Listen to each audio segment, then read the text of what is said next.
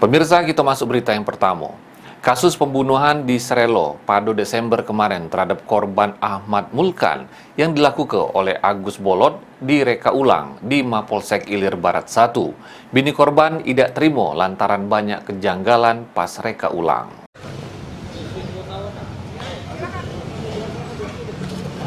Jadi adegan dua nih.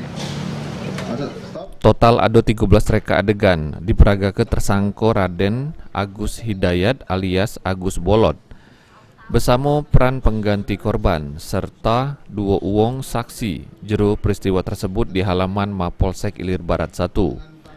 Jero reka ulang ini turut dihadirkan juga bini sama keluarga korban. Pembunuhan berawal di adegan ketiga pas tersangka deketi korban yang lagi buka warung nasi. Korban yang sudah megang pisau pun dorong-dorongan dengan tersangka, sehingga tersangka nujah ke kelek kiri korban.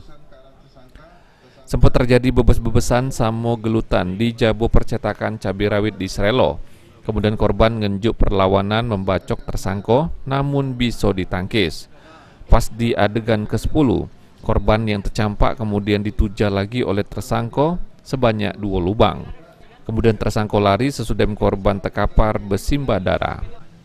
Dian, bini korban, mempertanyakan kepada polisi karena ngerasa banyak kejanggalan pada reka ulang yang sudah dilakukan. Iya, rasanya aku tak ada yang janggal sih. Dia langsung pegang pisau, itu posisinya belum perasaan aku pegang pisau. Belum ada ya? Lakukan tusuk, lakukan ini apa? Lakukan tusuk baru ngejar lakukan pisau. Tapi dari situlah Diwan cak lalu megang pisau duluan, seolah-olah itu yang masih nak pertanyakan.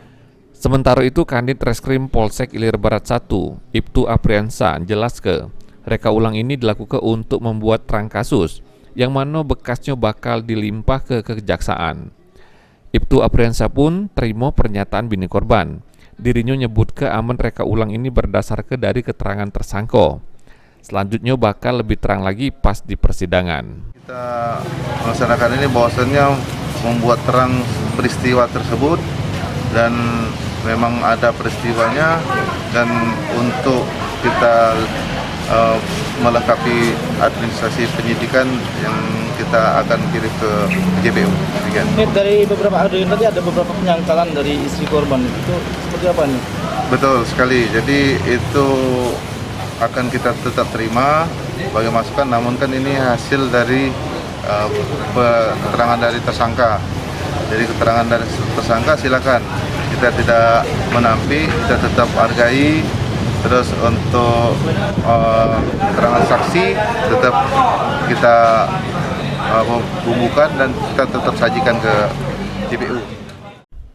Mulyadi, PAL TV.